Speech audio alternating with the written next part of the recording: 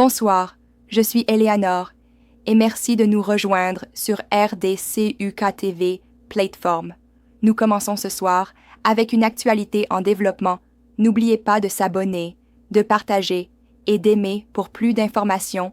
RDCUK-TV est votre média de référence pour déchiffrer l'actualité politique, sociale et culturelle en RDC. Avec des analyses approfondies, des enquêtes de terrain et des programmes captivants, nous vous informons pour sensibiliser. Notre devise est déchiffrer, éclairer et s'informer pour mieux nous préparer. Pourquoi le monde semble se tenir et observer? 1. Intérêt géopolitique et rivalité. Le Rwanda est un allié clé de l'Occident dans les Grands Lacs, connu pour sa stabilité et ses opérations de maintien de la paix à l'étranger. Certains pays puissants hésitent à sanctionner ou à faire pression trop durement sur Kigali. L'Ouganda et le Rwanda ont également des intérêts concurrents dans l'est de la RDC, compliquant la médiation internationale. 2.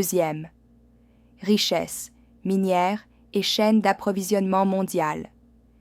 Lait de la RDC abrite du cobalt, du coltan, de l'or et des terres rares, essentielles pour l'électronique, les batteries et l'énergie verte.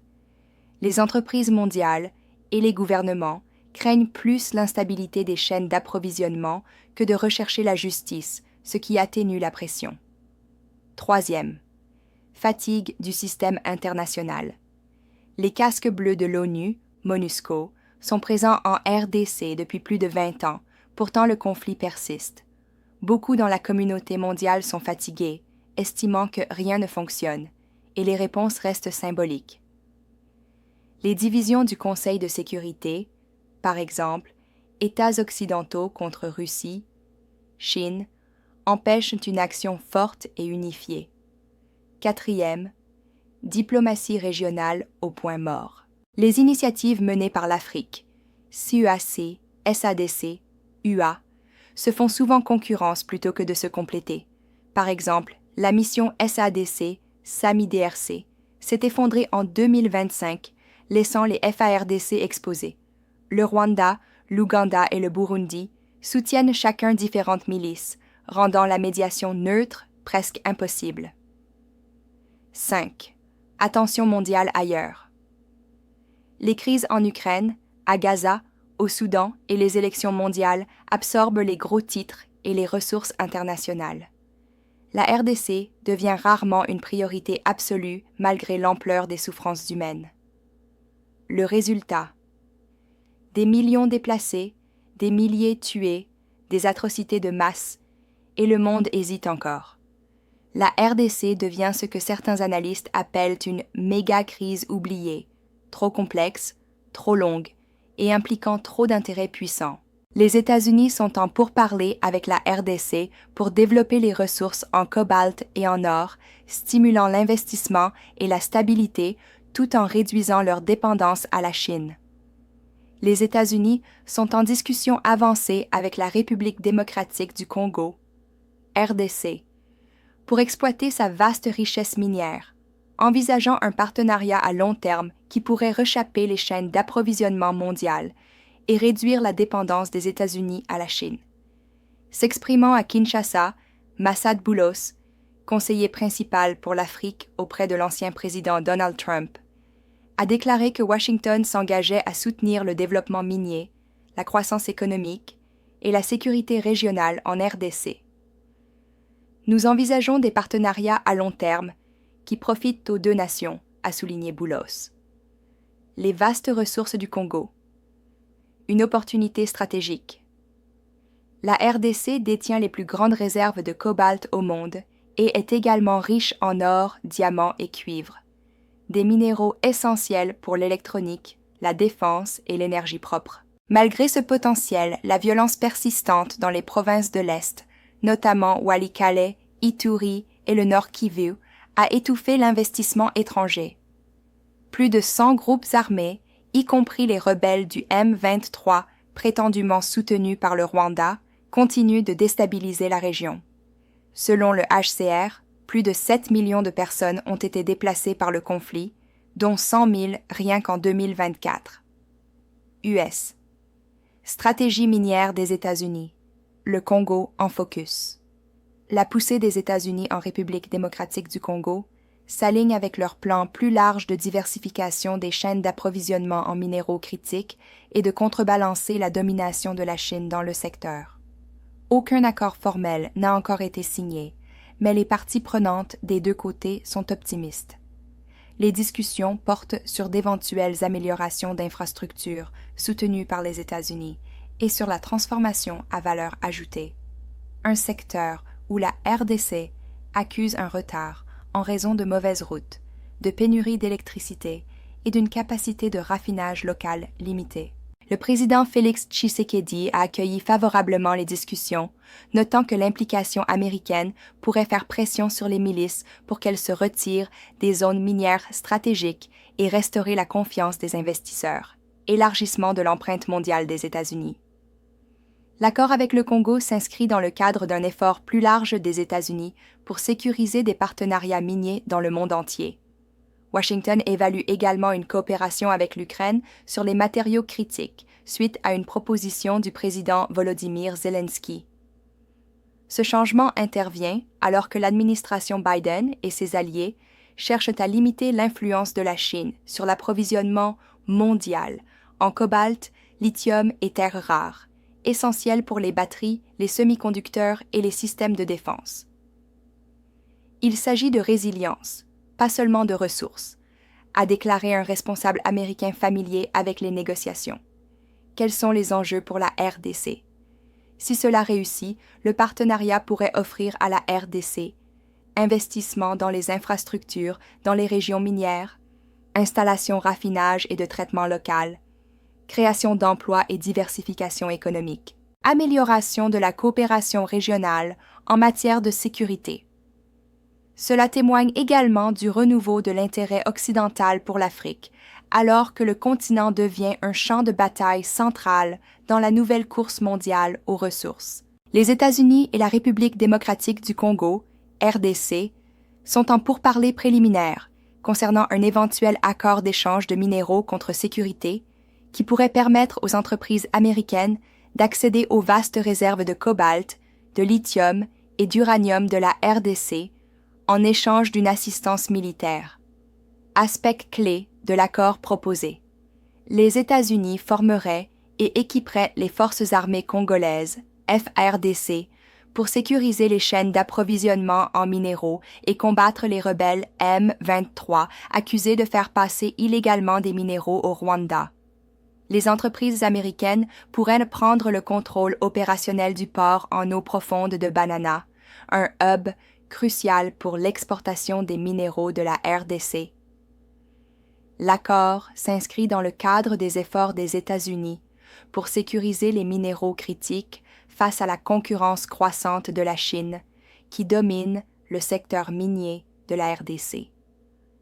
Cet accord pourrait remodeler les relations entre les États-Unis et la RDC, renforcer les partenariats en matière de sécurité et modifier la chaîne d'approvisionnement mondiale pour les minéraux destinés aux batteries et à la transition énergétique. Cependant, des préoccupations ont été soulevées quant au fait que l'accord pourrait placer les ressources du Congo sous le contrôle des entreprises américaines, compromettant potentiellement sa souveraineté.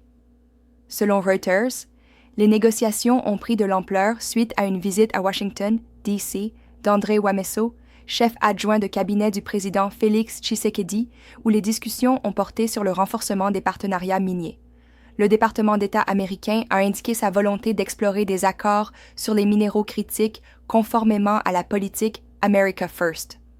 Alors que certains pensent que cet accord pourrait renforcer la sécurité et la stabilité économique de la RDC, des critiques avertissent qu'il pourrait conduire à une exploitation étrangère et à une dépendance économique. Si cet accord est finalisé, il marquera un changement significatif dans le paysage géopolitique des ressources minérales africaines. Avesa Minerals triomphe dans la décision de la CCI, renforce le contrôle du projet de lithium de Manono en RDC. La société minière australienne Avesa Minerals a remporté son procès en arbitrage contre Datomir Mining Resources devant la Chambre de commerce internationale, CCI. La décision, rendue le 14 juillet 2025, confirme de manière définitive l'acquisition par AVZ d'une participation de 10% dans Datcom Mining SA, propriétaire du projet de lithium de classe mondiale de Manono en République démocratique du Congo. La filiale d'AVZ, AVZI, a initié l'affaire devant la CCI pour confirmer la légalité d'un accord d'achat d'actions IAA de 2020. Le tribunal a statué que le transfert des actions a été entièrement réalisé conformément à l'AAA de 2020. AVZI est le propriétaire légal de la participation de 10% depuis le 13 août 2021. Rejet des revendications de Datomir. La CCI a rejeté tous les arguments de Datomir, y compris l'annulation du transfert d'actions, la reconnaissance de la résiliation de l'IACRA, une révision à la baisse de la participation d'AVZ ou une renégociation du prix d'achat, 43,3 millions de dollars. Acronyme: allégation de fraude et de violation du devoir, ainsi qu'une demande de compensation de 40 millions de dollars. Implications financières. Le tribunal a ordonné à Datomir de payer une partie des coûts d'arbitrage, rembourser à AVZI environ 1,8 million de dollars australiens en frais juridiques et de défense. Pendant ce temps, AVZ a confirmé qu'il paierait à Datomir les 15 millions de dollars restants dus en vertu du SPA de 2020. Contrôle renforcé sur Manono. Suite à cette décision, AVZ Minerals contrôle désormais 70% de Datcom Mining, renforçant ainsi sa position dans le projet de lithium de Manono, considéré comme l'un des plus grands et des plus prometteurs dépôts au monde. Cependant, un arbitrage distinct est toujours en cours concernant l'acquisition d'une participation supplémentaire de 5% dans le cadre d'un SPA de 2019. Audition prévue pour la fin 2025.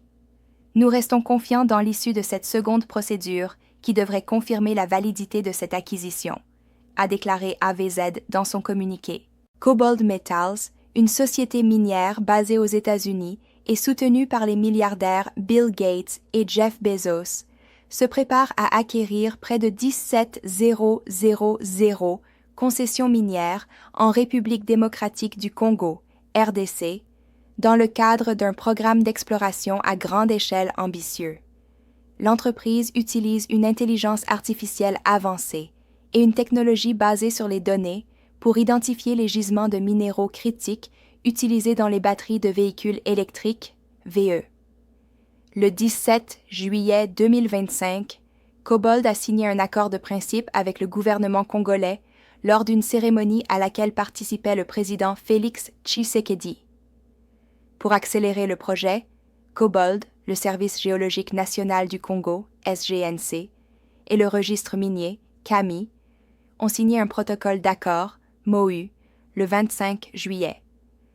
Le MOU comprend des plans pour numériser les archives géoscientifiques historiques conservées au Musée royal de l'Afrique centrale, RMCA, à Bruxelles, ainsi que les dossiers stockés au CAMI, afin d'améliorer l'accès aux données pour l'exploration. Au centre de l'attention se trouve le gisement de lithium de Manono, dans la province de Tanganyika, considéré comme l'une des plus grandes réserves inexploitées au monde. Cobalt Metals prévoit d'investir plus d'1 milliard de dollars dans le projet, avec la promesse de créer des emplois pour les communautés congolaises, tout en exportant du lithium vers les marchés mondiaux. Cobalt dépose actuellement une demande de permis d'exploration, qui nécessite une révision cadastrale et un projet de décret avant l'approbation finale par le ministre des Mines. Cependant, Popol Mabolia, directeur général de la CAMI, a averti le 7 août que le processus pourrait prendre jusqu'à 60 jours, en soulignant qu'aucune décision finale n'a été prise. Les États-Unis ciblent un groupe armé et des entreprises de Hong Kong pour leurs liens avec les minéraux de conflit au Congo. Les États-Unis ont imposé des sanctions à un groupe armé et à 2 entreprises basées à Hong Kong, accusées d'implication dans la violence et l'exploitation minière illégale en République démocratique du Congo, RDC. Les responsables affirment que cette mesure s'inscrit dans le cadre d'un effort plus large pour perturber le flux de minéraux de conflit provenant de la région. Le Bureau du contrôle des avoirs étrangers, OFAC, du département du Trésor, a annoncé des sanctions contre Pareco FF, un successeur d'un groupe armé ayant une histoire d'activités déstabilisatrices en RDC. Selon le Trésor, Pareco FF a été responsable du travail forcé et des exécutions civiles dans les zones minières sous son contrôle. Ont également été sanctionnés la société basée à Hong Kong East Rise Corporation Ltd. et Star Dragon Corporation Ltd., que les États-Unis accusent d'avoir acheté des minéraux illicitement extraits dans ces zones de conflit.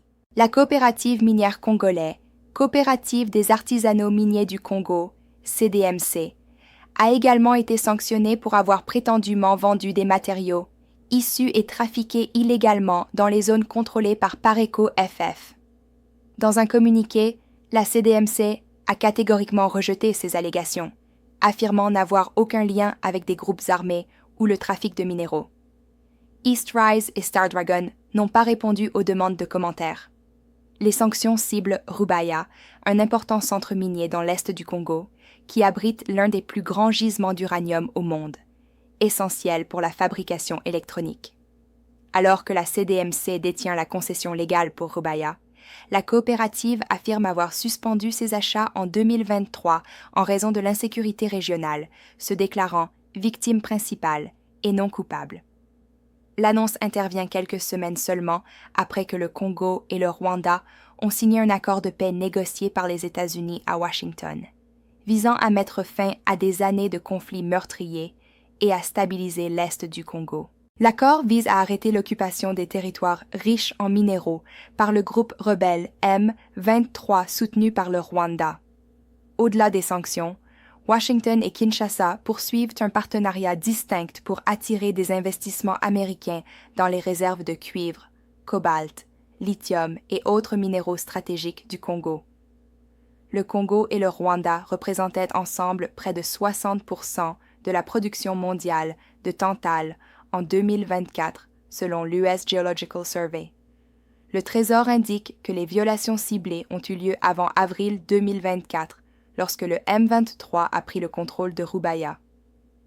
À l'époque, Pareco FF gérait apparemment des opérations minières, percevait des frais illégaux auprès des mineurs et trafiquait des minéraux.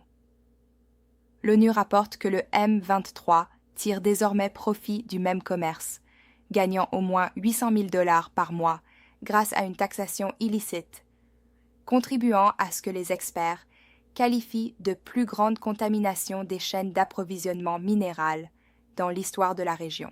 Les États-Unis ont sanctionné le M23 depuis 2013 et ont récemment ciblé plusieurs de ses dirigeants ainsi que des responsables rwandais accusés de fournir un soutien, allégation que Kigali nie.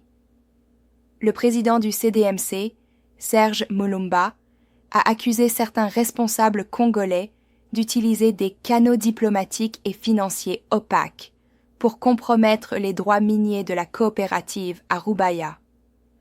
Le Trésor n'hésitera pas à agir contre ceux qui empêchent les États-Unis et leurs alliés d'accéder aux minéraux critiques essentiels à notre défense nationale, a déclaré John K. Earley, sous-secrétaire d'État à la lutte contre le terrorisme et à l'intelligence financière.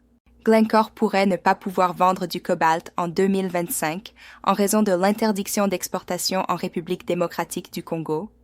Glencore, Eloen, Glen, le deuxième plus grand producteur mondial de cobalt, a lancé un avertissement mercredi selon lequel une part importante de sa production de cobalt pourrait rester invendue d'ici la fin 2025 en raison des restrictions d'exportation en cours en République démocratique du Congo, RDC.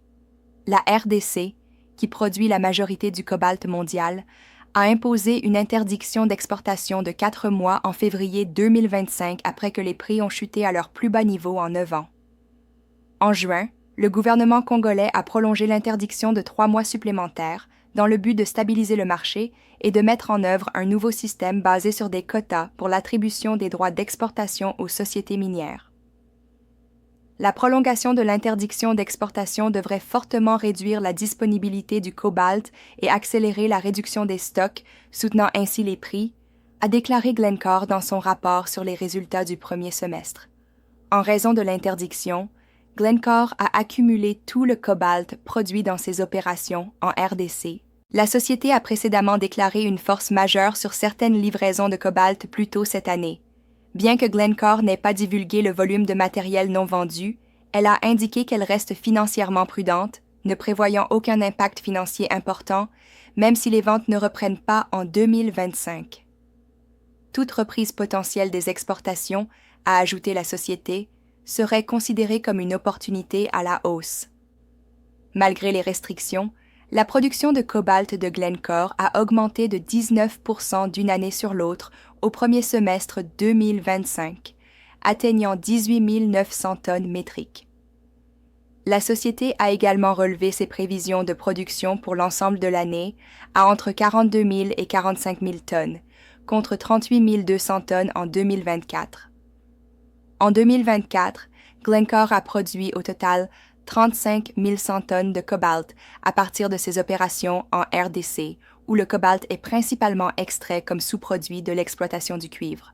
Les prix du cobalt ont plongé à des niveaux historiquement faibles, ajustés en fonction de l'inflation, en janvier, stimulés par une hausse de l'offre congolaise et une demande faible du secteur des véhicules électriques, VE, qui a dépassé l'aérospatiale et l'aviation en tant que plus grands consommateurs de ce métal.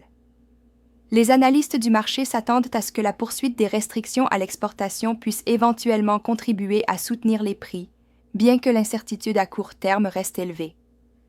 Dans une mise à jour distincte, Glencore a laissé entendre qu'elle pourrait céder sa participation de 16,4% dans Bunge Global, le géant de l'agroalimentaire, formé suite à la fusion de Bunge, d'une valeur de 34 milliards de dollars, avec Viterra, un négociant en céréales soutenu par Glencore.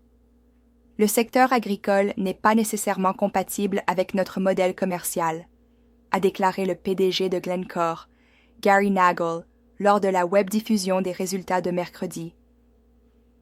Posséder une participation de 16,4% dans Bunge n'est probablement pas quelque chose qui conviendrait à Glencore à long terme.